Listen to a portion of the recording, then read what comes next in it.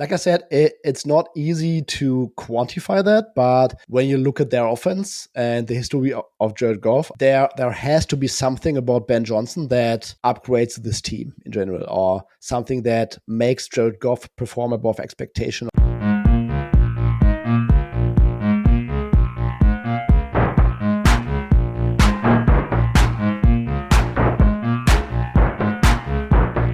Welcome to another episode of the Football Analytics Show. My name is Ed Fang, your host. And on this episode, I'm thrilled to have Fabian Sommer on the show. He is a professional NFL bettor. Among other topics, we talk about his general approach to handicapping the NFL, and he also gives us a Week 5 bet that he likes. We talk about getting off your preseason prior. Along the way, we also talk about teams like Houston, Dallas, San Francisco, Kansas City, Cincinnati, among others. The Football Analytics Show is brought to you by the Power Ranks Sports Betting Newsletter. This is a free service that strives to be three things. 1, valuable. 2, concise. 3, entertaining.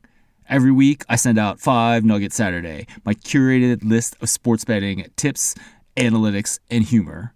If you're looking for action on any given weekend, this is the free service for you. To sign up, go to thepowerrank.com. That is my site for better sports betting information through data and analytics. Once again, that's thepowerrank.com.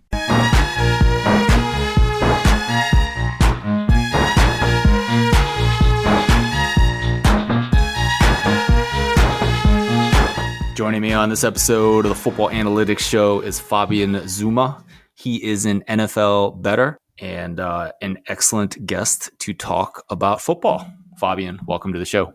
Ed, thanks for having me again. Always a pleasure to be here. And yeah, I love nothing more than talking about football. Me too. And I love talking football with you.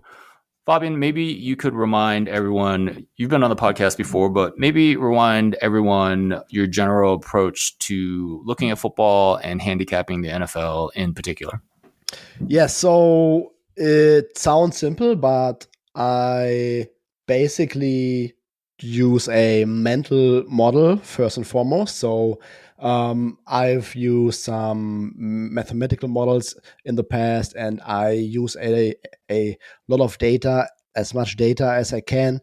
But I'm first and foremost let's call it mental modeler, so to speak. So I try to get the best possible clue or viewing point about all of these 32 teams and combine all the information I can get, like injury data and stuff like that. And then I combine everything to come up with a good number early in the week, usually on Monday morning, where I set my initial numbers, and then I just go off of there, like throughout the rest of the week, trying to get more input, working on updated data that comes in on Monday or Tuesday in general, and looking at or keeping check with injury reports, very important, basically doing injury projections throughout the whole week. And by that, I shape my numbers throughout the week. There will mostly not be a huge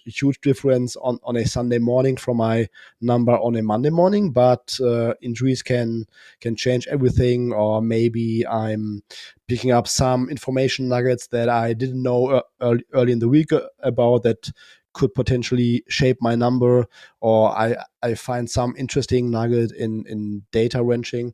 And that's basically just trying to shape my numbers throughout the week, and then trying to find edges and trying to find the best entry points into the marketplace.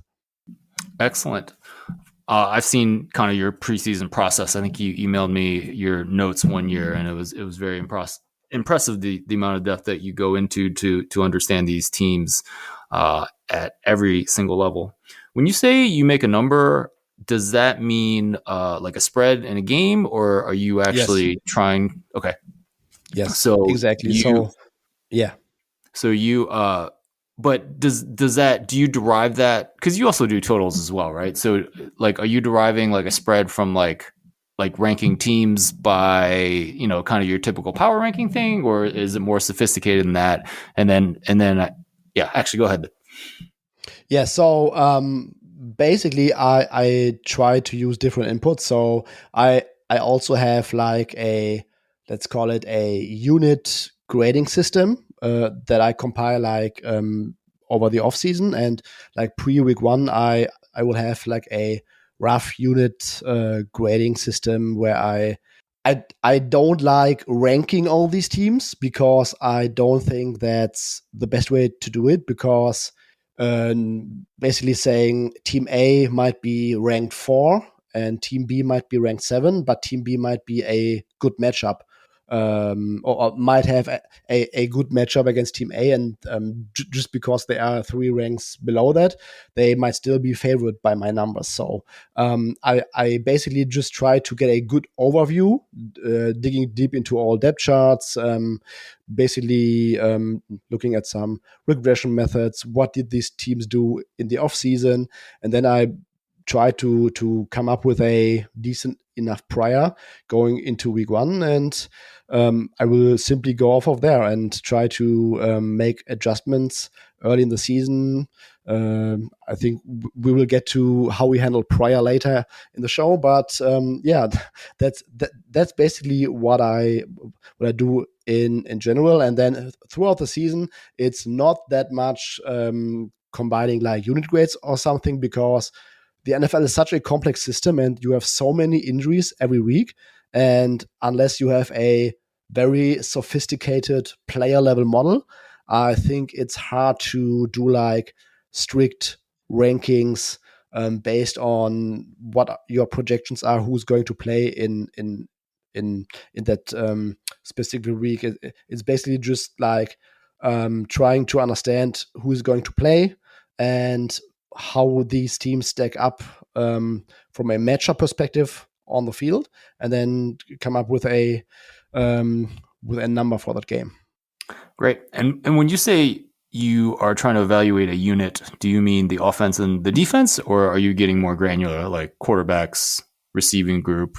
What do you mean by unit?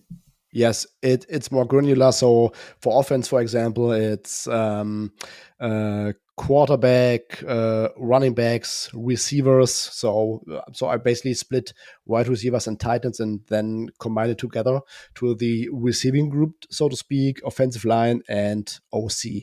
And on the defensive side, it's D line, linebacker, secondary, and DC. Excellent. And I mean, do you weight some units more than others, or is that kind of more of a matchup thing? Yes, but that happens mentally. So I don't come up with a strict ranking or a strict number based off of that unit grades. I just want to see how I see these units staking up right now, and that basically gives me a good overview over the full team. Like strength might be O-line and wide receiver. Weaknesses could be in the front seven. I might not like the DC going into the season because he did not call a great defense in the past, and basically all stuff like that. But I don't care about like coming up with a, let's call it strictly power number based off of their unit grades, because for example, the Ravens might be lower in terms of overall team strength, maybe based on such a weighted model, but they might have a great matchup advantage or something like that. So I basically just use that to get a good overview about each team. And then you've talked about coaches and coordinators and things like that. Would you say that is a major part of what you do, or is it just something that you do because you don't want to miss something? The latter part, I would say. So it's tough to quantify it specifically, I would say, but I basically think that there are like 5 or 10 OCs that are probably better than replacement, and there are a few OCs that might actively make their offense worse, like Matt Canada, for example. So Matt Canada would rank pretty low in my ratings, and a guy like Andy Reid, for example, or Todd Monken, I'm rather high on. Excellent.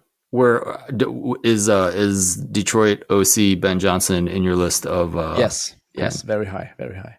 Very high. Okay. Yes.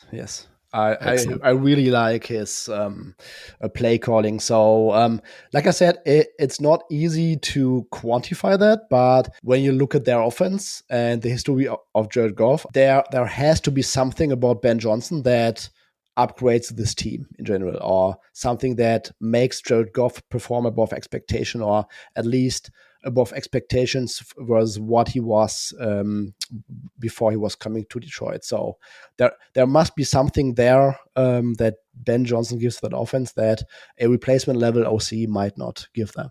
I certainly doubted that coming into the season, and so far I believe I am wrong, and I will continue to monitor the situation as an NFL analyst. So you've talked a lot about your mental models and how you you have a sense for all the units that you've talked about. You also bet totals. So is it just the same thing where you're combining? You're looking at a matchup, you're looking at all your units, and then you say, okay, I think Team A is going to score 26 points against Team B. Basically, yes. So I'm primarily a sides bettor, and totals made up in the past, like, I don't know, like less than 20% of my total volume during the season. So it's primarily sides, and totals I don't have a mathematical model for totals. I just simply look at the matchup, and I have to get, let's say, a feeling for a offensive loaded matchup or for a defensive loaded matchup, maybe because of some injuries, looking at some data, and then basically coming up with type of scores that I would expect for this game, and then I compare it with the market. And if I think, hey, I think this total right now is too low, it should be like 1 or 2 points higher, I might like the over. Or if I think this is going to be a defensive battle and I think the market number should be lower, I might go with the under. Okay. Yeah, I believe I was listening to Forward Progress, the podcast that you have with Rob Pizzola and a bunch of other very well-established bettors, and I think you had a total on 2 weeks ago. So, but I guess that's a lower part of your volume. It was the Jacksonville Texans total over, I guess. Yeah. Yes.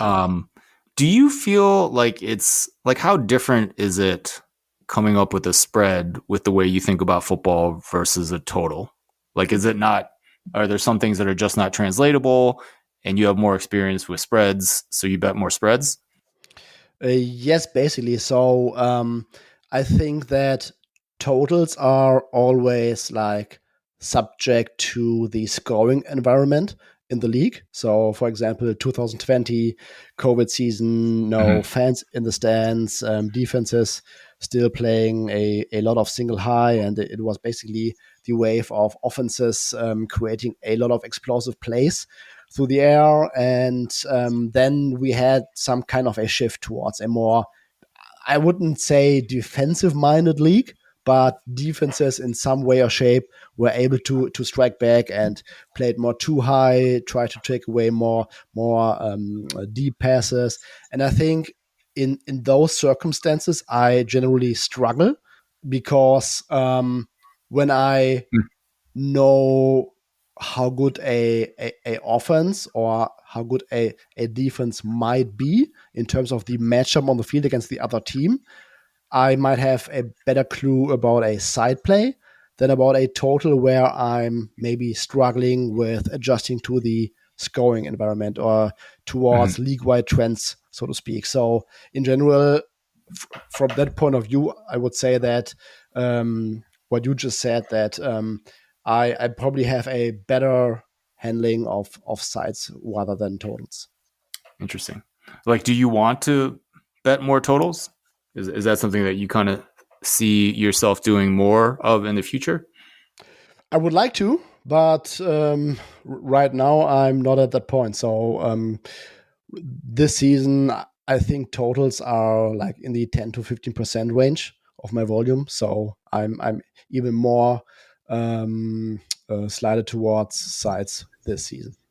Do you think about props at all, or are you mostly focused on the spread? I'm mostly focused on spreads and totals. I've bet some props in the past, did not do very well, and thought that's not worth the time. I mean, this year I've heard from several guys that props are very hard to beat this year for whatever reason. Like some bigger companies who release props are not doing well so far. So don't know why that is. But if I was betting props this season, would probably be in the same faith. Well, we will see. Hopefully, that's just a small sample size. Fabian, Maybe. is there a Week 5 NFL bet you would be willing to share? Yes, it's the Texans at Atlanta. I like the Texans a lot. I think this is a very interesting game because there is a big divide in people I talk to. So there are people that are saying the Falcons should be -3. And then there are people who are saying the Texans should be small favorites. So I don't know when this happened the last time, where I was talking to very smart people and they are like completely split on one game. I lean towards the Texans here. I already bet them at like 1.5, 2-ish in the range, and I just think that the Texans right now are the slightly better team because of their offense. I'm really, really impressed with what I saw from the Texans offense. I'm basically completely off my prior on them. And I'm not saying by any means that the that the Texans offense is close to the Niners offense, but it was their former passing game coordinator, Bobby Slovic, and I really get some 49ers-esque vibes when I look at that offensive environment. So lots of great play designs. CJ Stroud is able to play very efficiently within structure, and that's basically a staple of all these Shanahan coaching disciples. When you look at Tua Tagovailoa, Brock Purdy, Jimmy Garoppolo, and Stroud right now, these guys usually perform very well at a very high clip when operating from clean pockets, and that's because the scheme usually has great answers when the play is in structure. CJ Stroud this season, second in EPA per dropback from clean pockets, and third in PFF grade, and that's really, really good. So that's also something, in my opinion, that's very sticky going forward. And on top of that, I feel like Stroud is also like making very good plays on top of that, like anticipation throws, great throws that go a little bit deeper like that. I think it was an overrod to Nico Collins on the touchdown against the Steelers last Sunday. And they are all doing this despite their offensive line being an absolute shambles. Like they really found a way together, quarterback and OC, to play away from that decimated offensive line. And that offensive line will get healthier this week, most likely. Laramie Tunsil might be back. Titus Howard, their starting right tackle, is on track to return. He got cleared today. And Aaron Wilson, beat reporter for the Texans, has been reporting that they are very optimistic about those guys playing. Falcons, their defense is improved from last year, no doubt about it. But I'm still not very high on them. After week 4, they ranked 26th in pass rushing grade, and they played the offensive lines of Carolina, Jacksonville, Green Bay without Bakhtiari and Elton Jenkins, Detroit without Vaitai and left tackle Taylor Decker. And it's not really been that great on their front four. Pressure rate on true passing downs is slightly below average, according to FTN. So I really think that the Texans offense, which is on a very good trajectory, I don't think that they will like find their end boss here. I really think that Texans will be able to put something together on the scoreboard. And on the other side, I'm a little bit concerned about Desmond Ridder getting benched and Taylor Heineke coming up in the second half. But Desmond Ridder, I've really downgraded the Falcons so far. Desmond Ridder, from an efficiency standpoint, he is really, I think he has entered Zach Wilson territory, just with a lower sample size.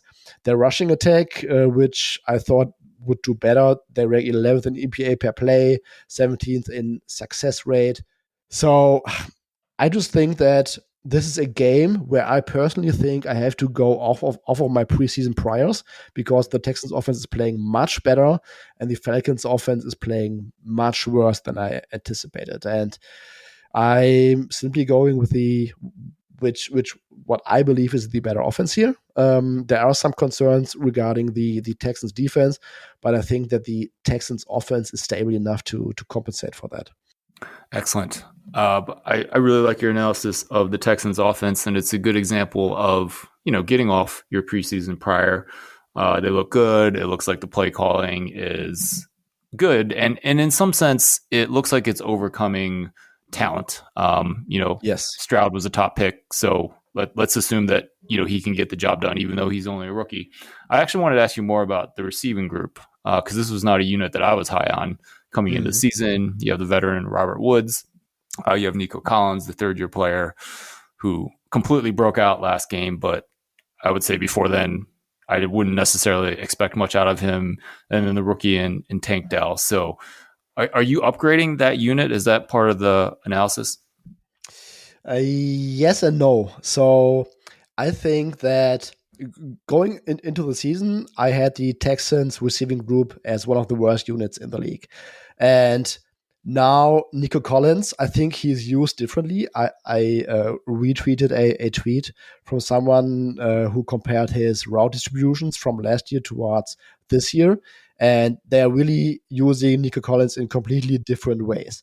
Tank Dell is, I think, performing above expectations as a third-round rookie. John Mechie is coming along quite nicely. And I think in general, this team is not great, but also solid at blocking on the perimeter. So Robert Woods is like this classic old school McVay perimeter run blocking wide receiver. And I just think that I don't think that they necessarily are much better talent-wise than we thought going into the season. I think they are slightly better than expected, but the scheme is really getting the most out of this unit right now.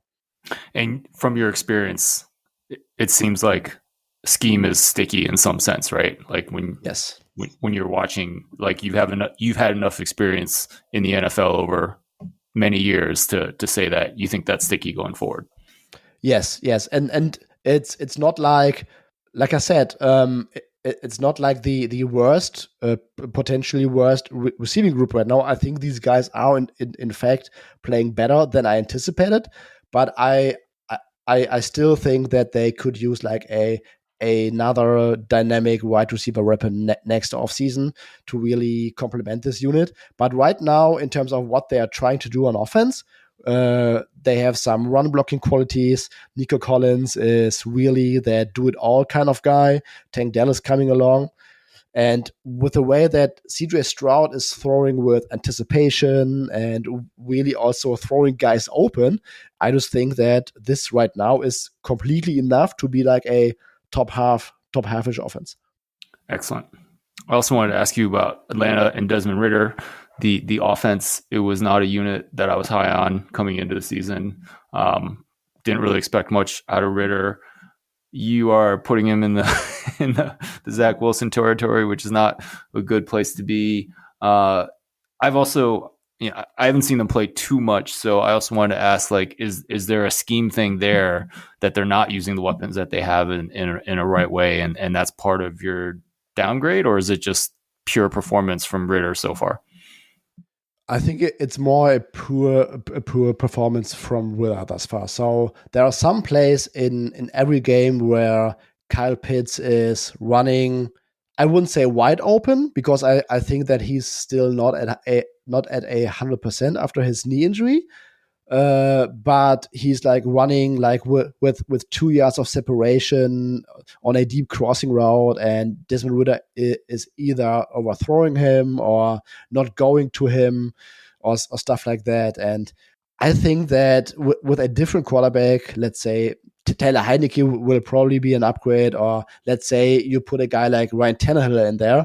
I mean, this would be the potential of a top 10 offense, in my opinion. But it's just that Ridder has such a bad feel for the pocket collapsing at once, and then he's just, I think he's not reading the field very well. Like these 2 interceptions against the Jaguars were like classic examples. He had like 2 or 3 of those throws against the Packers that were dropped by the defense. I think that there were like 3 or 4 turnover-worthy plays against the Packers early in the first half. So I think it's more of a Ridder problem and not of a talent problem. The offensive line might be a little bit worse in pass protection than I thought going into the season. They are much better at run blocking. But yeah, I just think it's a big Desmond Ridder thing. And right now, there's nothing really that tells me that, hey, this might turn pretty soon or something. Like it's not that they are getting unlucky or something. It's just bad quarterback play, and I'm very pessimistic right now that they were going to fix this. And I would not be surprised if we saw Taylor Heineke maybe next week against the Commanders. But yeah, that's what I think about this team. Excellent. So we are recording this Wednesday afternoon. I'm seeing some Houston +2s out there at some of the bigger books, and you like Houston +2 at Atlanta. Yes, exactly. Excellent. Fabian, we are in week 5, so we're in that stage where we still think about our preseason priors, but obviously we sometimes move off of them, and you have already talked about examples of that in this podcast already. I guess maybe talk about if you have some general principles. Is it just from experience that okay, look, I've seen stuff with Houston, I'm getting off my prior? Maybe just any type of tips that you could help us with there. Yeah, so I think it's a case-by-case base. So I don't think that there's a general rule of thumb. Going into the season, I have like a good vision of how uncertainty might play out for several teams. So there are some teams that have like wide range of outcomes, and there are some teams that have narrower ranges of outcomes. For example, Chiefs probably have a very narrow range of outcomes as long as Patrick Mahomes is not injured. And a team like the Colts going to the season with Anthony Richardson, where we did not know what to expect, or maybe or also the Houston Texans, like CJ Stroud, new OC, underwhelming wide receivers. What I thought going into the year, Titus Howard was on IR with an hand injury. So these were the kind of teams that had, in my opinion, a wide range of outcomes, because on paper they look very underwhelming.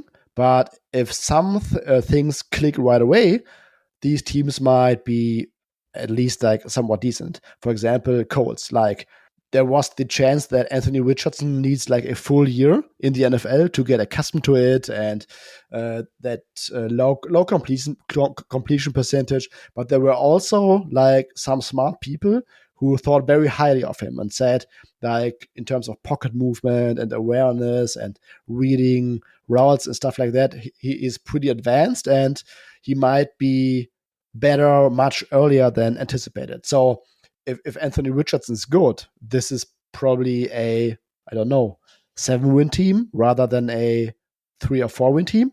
So these are basically my thought experiments. And another great example would be the Bengals. So going into the season, or let's say going to training camp, I thought the Bengals have a extremely narrow distribution because so many players were returning. You have that staple of Joe Burrow, Jamar Chase, and T. Higgins, OC returning. DC returning. They lost some players on their secondaries, so I thought the defense would be slightly worse than last year. But overall, if those guys are all healthy, I would expect a good Cincinnati Bengals team, and there's not too much variance attached to it. But now Joe Burrow gets that calf injury, and he looks like a complete shell of his former self. So he cannot move. Everything looks like a 3-step drop back, try to hit like some quick and short routes, and nothing is working. So Joe Burrow, per my metrics, I do like some adjusted EPA per play for all quarterbacks where I filter out some stuff and smooth some stuff. And I think Joe Burrow ranks like second to last in my adjusted EPA per play. And that's with a supposed to be top 5 quarterback. So the question now is that entirely based on the injury? Is there some system or systemic problem? Is the offense broken? Is the scheme not working at all? And I think it's a mix of everything, because Joe Burrow, because he does not have the upper physical talent like a Josh Allen has, like a Patrick Mahomes has, he probably cannot play with an injury. And that's what we are seeing right now. And I think the Bengals are a very interesting use case, because when do we accept that this offense might just be bad? Or when do we think his calf is good enough that the team or the offense in general can revert back more towards their preseason prior? I don't know the exact answer for this, but the way that they have been playing last week, this week they could be without T. Higgins, who is dealing with a broken rib.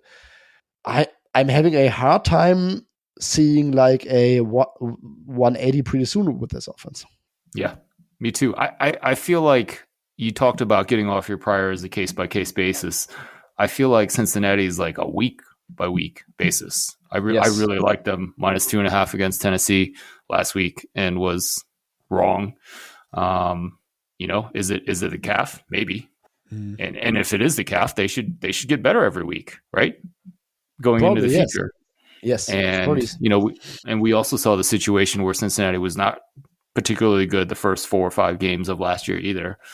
And they were able to figure it out. So yeah.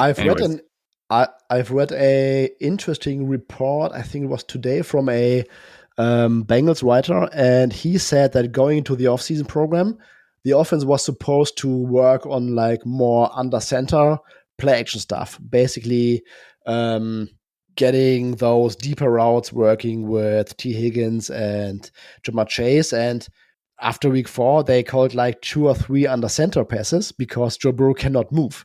So their whole offensive season plan might have been interrupted by that calf injury. And yeah, it's a week-by-week basis. I think we have to be in wait-and-see mode on them. And I also feel like they have one of the worst backup QB situations in the league with Jake Browning, who has thrown 1 pass, right? Yes. So, I mean, obviously you have big expectations when you're Cincinnati, and you can't really fix that now. Although, I mean, I guess you could go out and sign Carson Wentz, but everyone keeps telling me look, I'm not a Carson Wentz fan, but he's good enough to back somebody up in the NFL, right? Okay, I would agree with that. Yes, sure. But to your point, like worst backup situation, what's also an issue in my opinion is that the scheme is really depending on like isolated routes down the field, like Chase and Higgins winning their one-on-one matchups and the quarterback being perfect. And that's very, very hard to duplicate with a backup quarterback. When you look at the Arizona Cardinals offense, like they're doing so many interesting and funny things with their quarterback right now. They have a very creative run game. They're getting Joshua Dobbs on the move, lots of play action stuff, and they're really trying to maximize the talent level and trying to give opposing defenses a lot of eye candy. And that's something that you never see with the Bengals. So last year it was like that shotgun heavy drop back passing game. and where Joe Burrow was basically perfect throughout the whole season. And that's very tough to replicate. Yeah. You also mentioned Anthony Richardson as a player that has been pretty good and maybe raised the ceiling for Indianapolis. I just want to praise Matt Waldman, who is he's a tape grinder that does the fantasy, works in the fantasy space, but is well respected. And he came on this podcast in April and basically said Anthony Richardson was an elite learner. I remember that. It wasn't necessarily about his passing or his running, but it was about his brain that he was really impressed with. So I think a lot of what we're seeing out there is I think Matt Waldman saw that, and I just want to actually mention that right now. I think he's definitely someone to follow when you're thinking about this stuff. Yes, Richardson is looking like a cyborg on a few of these plays. Like, he had some throws against the Rams. Like, I mean, not many quarterbacks can or would even attempt those passes, let alone completing them. Or, I mean, I think that guy is very special, and you already see how Shane Steichen is building an offense that really fits his strength. Like these goal line plays with the emotion and with the quarterback run game. I really think that Anthony Richardson raises the floor of this offense, in my opinion, and they also have a very major ceiling. Yeah, I mean, raising the floor for a rookie quarterback, I mean, that's like pretty high praise, I feel like. Yes. So, and we all should remember that everyone expected the Colts to take Will Levis there, right? Yeah. I mean, we all thought that. So, anyways, I think that's pretty interesting.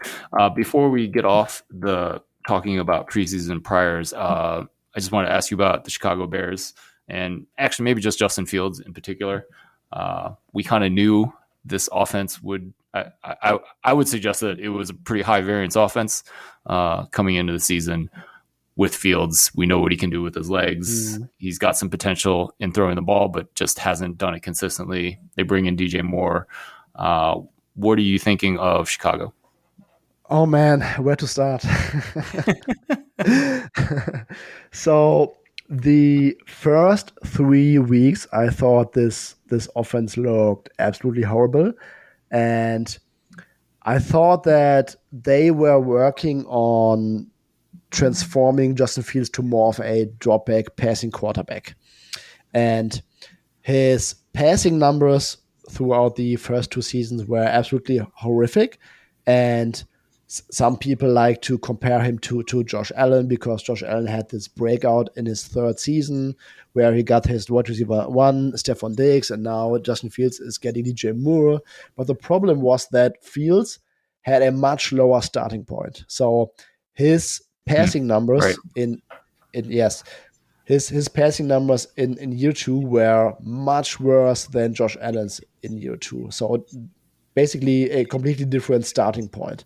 And over the first 3 weeks, the Bears not only turned him into that drop-back passer, which backfired, but they also took away his greatest asset, his running game.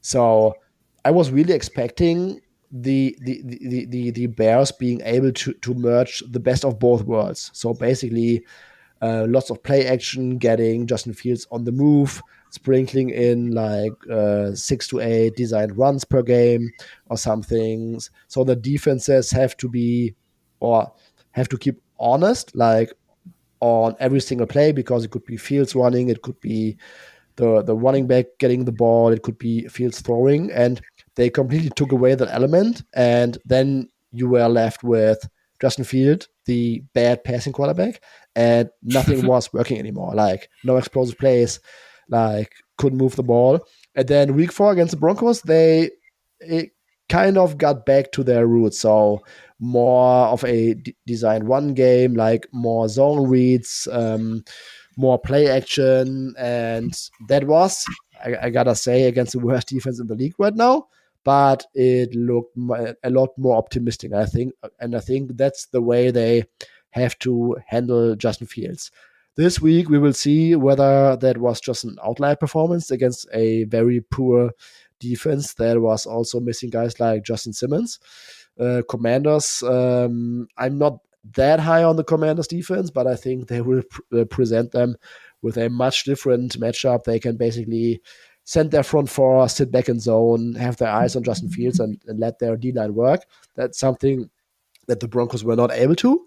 And yeah, we will see what the Bears offense can do against that. It sounds like the Bears offense is a week by week evaluation for you. Yes, exactly. I'm not high on them this week. I took a little bit of Commanders before we went onto the show. Bears also like down 4 secondary starters, so I think that's a really tough matchup for the Bears. But yeah, if they revert back to that quarterback run game and where they really try to implement or use Justin Fields' legs more, which puts more stress on opposing defenses. I think this offense will be able to score more points and be more efficient. But I think that the limitations for Justin Fields as a passer are still very real. And I gotta see some more consistency in that area to maybe upgrade their offense. Fabian, we are probably going to see Aiden O'Connell for the second week. I don't think it's for certain yet, but he's a rookie quarterback. And I thought this was a good example to ask you how you would start to handicap this. So rookie quarterbacks in general or the game against the Packers? Oh, just both, honestly. Okay. So basically trying to react to information, whether Garoppolo or O'Connell will start. I mean, what we saw against the Chargers was I think a pretty big downgrade from Jimmy Garoppolo. Like they scored some garbage time touchdowns, but over the first 3 quarters, that was basically nothing. And that was against a Chargers defense that was without Derwin James, without Joey Bosa, Khalil Mack, who has been very underwhelming over the past 2 years, suddenly comes up with 6 sacks because Aiden O'Connell couldn't feel pressure, did hold the ball too long, and it was his first ever start. Rookies usually perform poorly over the course of the season, but they also perform even a little bit more poorly in their first ever start. Might be a little bit better going forward, getting adjusted to the NFL game speed, being able to feel the game more. But I think last week that was absolutely nothing. I think this week against the Packers, they might be able to run the ball a little bit, but if there's a young quarterback who seemed to struggling to read the field and doesn't feel pressure, that's always a very low bar to start, I would say. And on the other side, they also don't get a lot of help from their defense. Their defense is pretty bad. Yeah, for sure. So, I mean, when you think about your unit rankings, I mean, you're immediately putting Las Vegas quarterback down near the bottom of the NFL, right? Zach Wilson, absolutely. Yes. Justin Fields type territory. Yes. I mean, probably worse, honestly, right? I mean, he really looked like in shock the entire time he was out there last week. Yes, absolutely. Yeah. Fabian, we have a huge game as Dallas travels to San Francisco. Looks like 2 teams that could potentially be playing in the Super Bowl. How do you see this game playing out in your evaluation of both these teams?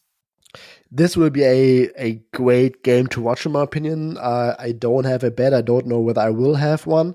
I'm kind of in that 3 to 3.5 range. So looking at the current marketplace, I would probably lean towards Dallas, but I just don't have a strong read on this game. I think that there are some matchup advantages on both sides of the ball. Niners defense hasn't been that great against the run. Cowboys should get something going there. Then Cowboys will likely be without their left tackle Tyron Smith again. So it's Chuma Edoga against Nick Bosa in week 5. Fun fact, since Tyler Smith was drafted last year in the first round by the Cowboys, their potential starting offensive line, like Terrence Smith, Tyler Smith, Tyler Bierdash, Zach Martin, and Terrence Steele, has not played one single NFL snap together on a football field. So, a single one. Not a single one. So there's always someone inactive, injured, not playing. And it looks like this week Terrence Smith will be out. Zach Martin had a bruised quad last Sunday, but it sounded like he can play through that. I think Dallas is much better than last year going to the season. They were, I think, my third best or third highest rated team. I actually had them ahead of San Francisco going through the season, but I'm also very impressed by what San Francisco has done so far. I think that the 49ers have not played a very tough schedule of opposing offenses dating back to like last year. So this will be a very good test for both teams. I think that when you look at the game, Cardinals against Cowboys, so the Cardinals really used a lot of eye candy and got to the Cowboys with their one game. And I think that's something we'll probably see from the Niners as well with Deebo Samuel using or being used as a runner. Christian McCaffrey is having one heck of a season. So these are probably the kind of matchups that I'm going to look at. But I think we will get a pretty good sense of the NFC picture at the top after this game. Excellent. I also wanted to ask, Kansas City has kind of not looked like themselves so far this season. You already mentioned that they have a pretty low range of outcomes if Patrick Mahomes is healthy. Travis Kelce missed a game with an injury. What do you think of Kansas City's offense? I'm not overly concerned. I think that they will or need to figure out what they are good at. And I mean, first 2 weeks were basically without Travis Kelce. He missed week 1. I think week 1 they should have won that game. Detroit had that pick 6 on that tipped interception. Should have won that game. I think Sky Moore is very, very underwhelming. Might be time to put Justin Ross out there. They might be in the trade market for another wide receiver by the end of this month, but I think the run game is fine, the offensive line is fine. Patrick Mahomes had a few throws against the Jets where some people, myself included, wondered what's happening right now. Like, those were very bad misses and very unusual for Patrick Mahomes. But I think my prior on them is so strong that they will, in my opinion, eventually turn things around. And I mean, they haven't been bad. Like Patrick Mahomes, I still have him, I think, like 6th or so in EPA per play. So he's not far away from his usual standards. And with a little bit more Travis Kelce going forward, I think they will figure things out. Right. I feel like last year Mahomes was amazing, MVP level, but it was 2 years ago that his PFF grade was down. You kind of saw some of those, I can't believe you're making that throw into the dirt kind of plays a little bit more, right? So obviously there's a lot of variance in performance, but for the rest of the season you don't really see. I mean, we should probably expect more of last year's Mahomes than 2 years ago. Yeah, so I'm just looking right now. I don't have Monday Night Football. Sorry, that's not correct. I think I have all Chiefs games in there, and I have Mahomes like 4th in EPA per play, like adjusted for some stuff like the tipped interception in week 1, which was a big EPA swing. I think they will be fine going forward. Excellent. Fabian, do you have an NFL team that you root for? Yes, it pains me to say, but it's the New York Jets. Oh, wow. So how did that happen, coming from your homeland of Germany? Yeah, so in the 2000s, there was a sitcom being broadcasted in Germany, the King of Queens, with Kevin James. And that's basically how I got to watching football, because Kevin James, or Doug Heffernan, in this sitcom was basically nuts about sports, like following all New York teams. And he was a pretty big Jets fan, and they were always talking about football and the Jets. And that kept me very interested in looking what American football is about. And that's basically how I came to following the NFL. And I think my first Super Bowl was the Steelers Cardinals Super Bowl, I think in 2008, 2009. And then 2009 was the first season that I started watching and following football. I think it was the first year with Rex Ryan and Mark Sanchez, where the Jets went to the AFC Championship game and lost. And I think it was against the Colts. Yeah, and that's basically how I got to football and to the Jets. So do you were you crushed when Rodgers tore his Achilles in that first game? I'm just trying to get a sense for your fandom. Yeah, so it was tough, but it was not so I think I'm still too far away in Germany to be emotionally drained about something like that.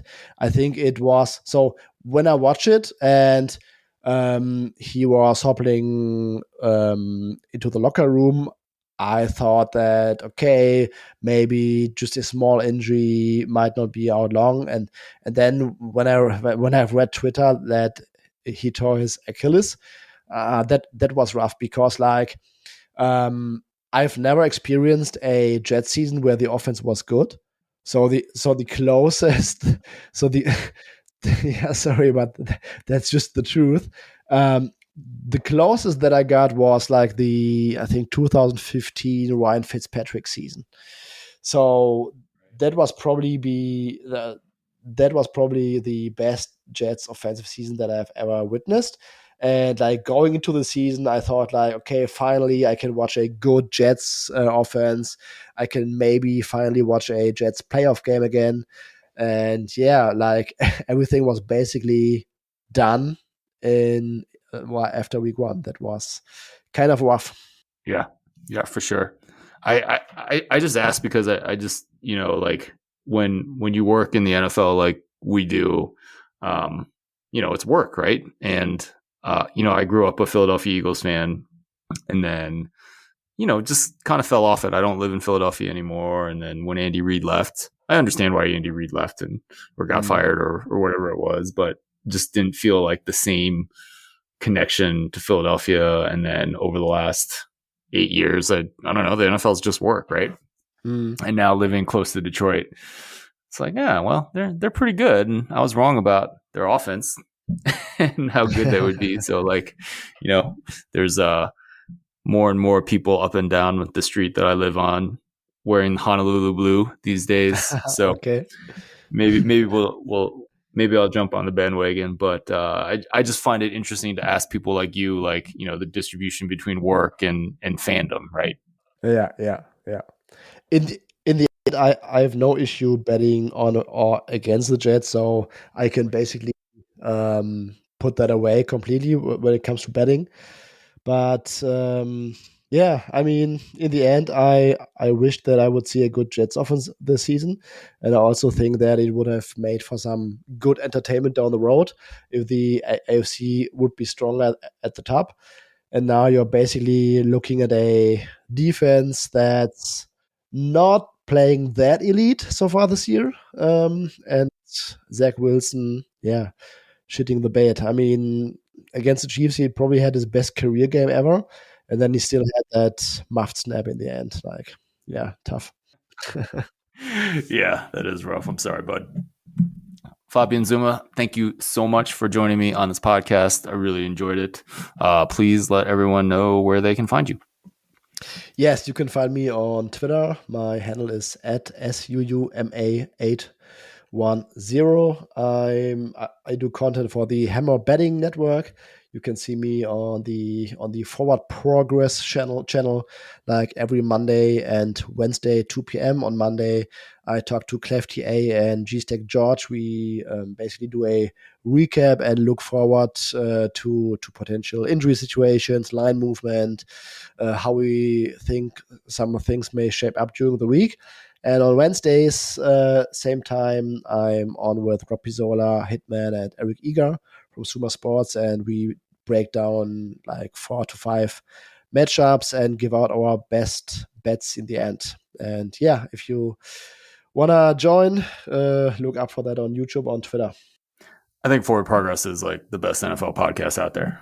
I think with the amount of knowledge that you guys put together, you, Hitman, as pro bettors, Dr. Eager, who bets and is like so knowledgeable. Like, I mean, honestly, like, I don't listen to usually single podcasts every week, but I'm trying to find the time to make the exception. I think I've hit the last 2 for sure, but I really love what you guys are doing, because it's not like, yeah, you know, like I'll go and bet the game or whatever, but I think it's all the knowledge that you guys bring, right? So it must be fun for you jumping on that show and like, you know, getting Hitman's perspective and Rob Pizzola's perspective, right?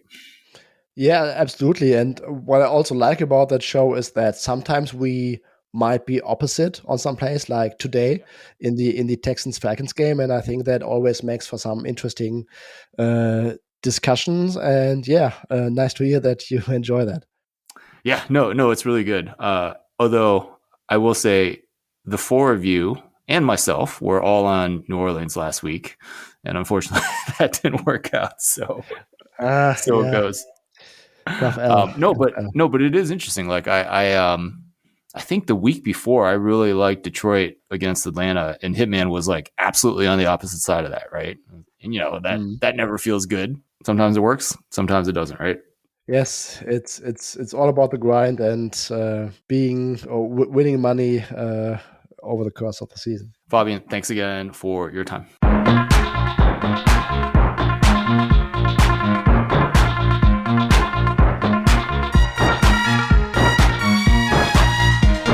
My name is Ed Fang, and I'm proud to be your host for the Football Analytics Show. Thank you for listening to that awesome conversation with Fabian Sommer. It is always great to catch up with him and see what he is thinking about particular NFL teams. It helps my handicapping. Definitely go check out Forward Progress, a show that he is on that he does with the Hammer. It is excellent. You can get more of his insights there. Just a reminder, you can sign up for my free sports betting newsletter. Every Saturday, I send out 5 Nugget Saturday. Has some of my bets, has some of other people's bets, people that I trust, like Fabian. Check that out at thepowerrank.com. Once again, my name is Ed Fang. Thanks so much for listening, and I will talk to you again soon.